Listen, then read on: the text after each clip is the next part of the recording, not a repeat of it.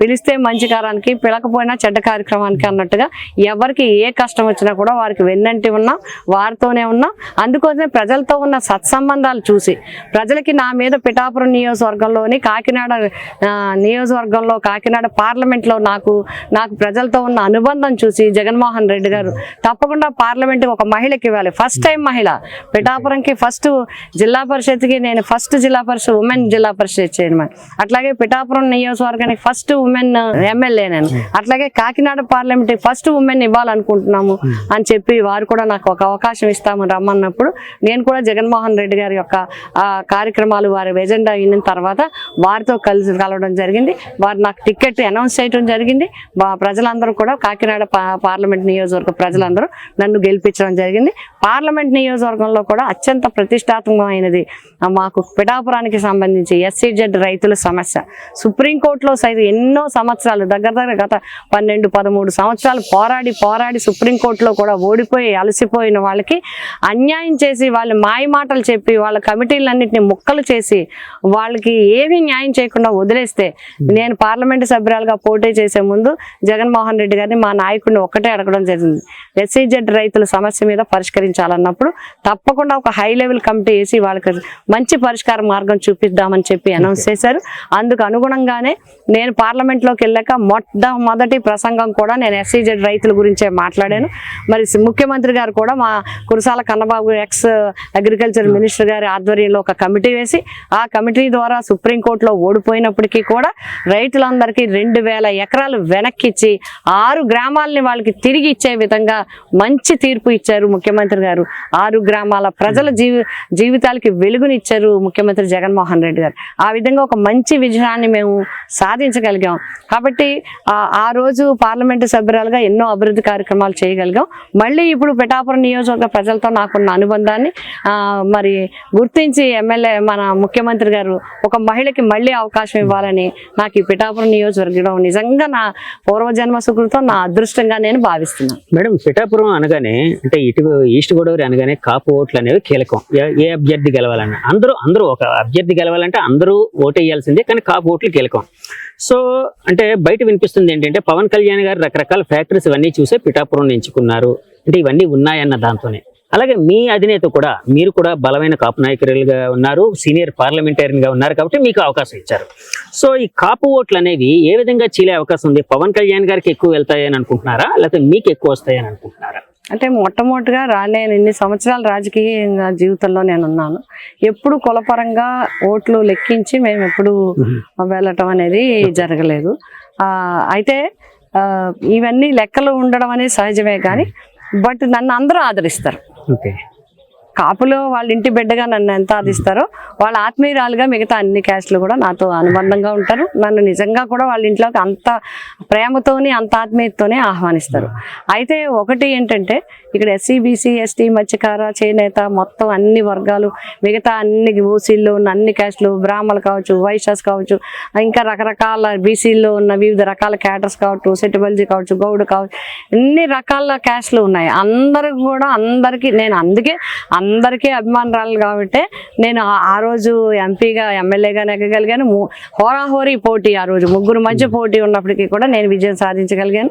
మళ్ళీ మొన్న ఎంపీలో కూడా ఇక్కడ నుంచి మెజార్టీ తెచ్చుకోగలిగాను, ఇక్కడ ప్రజల మద్దతు పొందగలిగాను.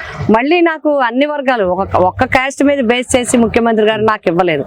నేను సెలెక్ట్ చేసుకుని కూడా రాలేదు. ఇక్కడ ఎవరున్నారు ఏంటని కూడా సెలెక్ట్ చేసి రాలేదు. నేను పని చేశాను, నా పనితీరును ప్రజలు గుర్తించారు. నాకు తప్పకుండా ఇక్కడ మళ్ళీ సేవ చేసే అవకాశం వస్తుందని ముఖ్యమంత్రి గారు భావించారు, నేను భావించుకున్నాను. కాబట్టి నాకు ఇక్కడ సీట్ వచ్చింది. ఇంకా నాకు వస్తాయా లేదా ప్రత్యర్థికి వస్తాయా అనేది మనం ఆలోచన చేస్తే డెఫినెట్గా ఆయన కాపు వర్గానికి సంబంధించిన ఆయనైతే నేను కాపు ఆడబడుచుని, కాపు ఇంట పుట్టిన ఆడబిడ్డను నేను. కాబట్టి వాళ్ళు నన్ను కూడా ఆదరిస్తారు, వారు బిడ్డగా నన్ను ఆదరిస్తారు తప్పకుండా. అందరూ కూడా మేము అందరినీ కోరేది ఏంటంటే తప్పకుండా పనిచేసేవారికి మాటలు చెప్పి వెళ్ళిపోయే వాళ్ళకి కాదు, మనతో ఉండేవాళ్ళు ఎవరు, మన మాట వింటనే పలికేవాళ్ళు ఎవరు, మన పిలిస్తే వచ్చి మనతో ఉండేవాళ్ళు ఎవరు, మన కష్ట నష్టాలు చూసిన వాళ్ళు ఎవరు, మన వీధి కానీ మన ఇంటి కానీ మన ఏరియా కానీ మన పరిస్థితులు తెలిసిన వాళ్ళు ఎవరు, నీరు రాకపోతే వెంటనే నీరు ఇప్పించేవాడు ఎవరు, రైతుకి ఏదైనా ఇష్టం ఉంటే కలిసేది ఎవరు అనేదే చూసుకుంటారు ప్రజలు అనేది నా నమ్మకం.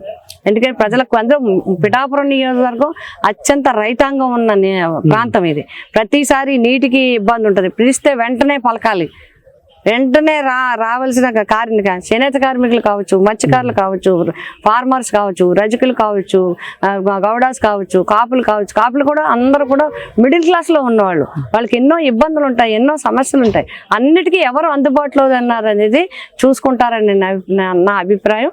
అన్ని వర్గాలు నన్ను ఆదరిస్తారనే సంపూర్ణ విశ్వాసం నాకుంది. మేడం, ముద్రగడ గారు అంటే ప్రముఖ కాపు నాయకుడు, ఒక కాపుల కోసం పోరాడిన వ్యక్తి, అలాగే సీనియర్ పార్లమెంట్ నాయకుడు. సో ఆయన వైసీపీలో చేరడాన్ని ఏ విధంగా చూడాలంటారు? ఆయన కూడా కాపు ఉద్యమాన్ని చేశారు. అయితే ముఖ్యంగా ఆయన చూసింది మిగతా పార్టీలని. ఆయన ఎందుకంటే చాలా పెద్ద వ్యక్తి, చాలా ఆలోచన చేయగల వ్యక్తి, అన్నింటినీ అంచనా చేయగల వ్యక్తి. ఆయన చాలా సీనియర్ నాయకుడు.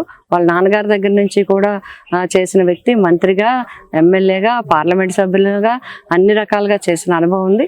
ముఖ్యంగా ముఖ్యమంత్రి గారు పేద వర్గాలకి చేస్తున్న విషయాలను చూసి, అందులో ఎవరైతే 45 సంవత్సరాల నుంచి 60 సంవత్సరాల్లో ఉన్నారు, ఓసీ వర్గాలకి సంబంధించిన వాళ్ళు కానీ, బీసీ వర్గాలకి సంబంధించిన వాళ్ళు కానీ, వాళ్ళందరికీ కూడా మహిళలకి 45 to 60 వాళ్ళందరికీ కూడా మహిళలకి ఆర్థికంగా ఆదుకోవటం అనేది ఆయన బాగా ఆకర్షించి ఉంటుందనేది నా విశ్వాసం. మేడం, కానీ నేను విన్నది ఏంటంటే ముద్రగడ గారికి ఫస్ట్ నుంచి వైఎస్ గారితో ఒక అద్భుతమైన అనుబంధం కానీ, జగన్ గారితో అద్భుతమైన అనుబంధం కానీ ఉందని విన్నాను.